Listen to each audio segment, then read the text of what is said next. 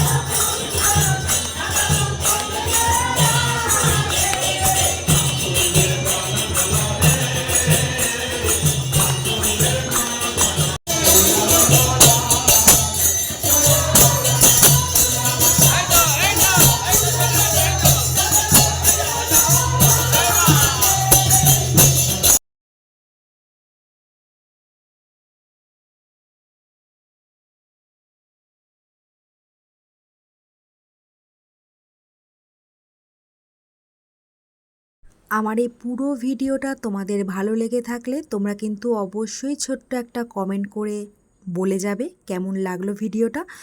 আর like share করতে একদম ভুলবে না। আমার চ্যানেলটাকে ফলো করে রেখে দিও, যাতে নেক্সট অনেক ভিডিও তোমাদের সামনে আমি নিয়ে আসতে পারি। তোমরা আমার সঙ্গে থেকো, পাশে থেকো, আর আমার চ্যানেলটাকে ফলো করে দাও। আর যারা ইউটিউব থেকে আমার ভিডিওটা দেখছো তারা অবশ্যই চ্যানেলটাকে সাবস্ক্রাইব করে রেখে দিও। আর ততক্ষণ তোমরা ভালো থাকো, রাস পূর্ণিমা খুব ভালো করে এনজয় করো। আজকের মতো এইটুকুই, টাটা।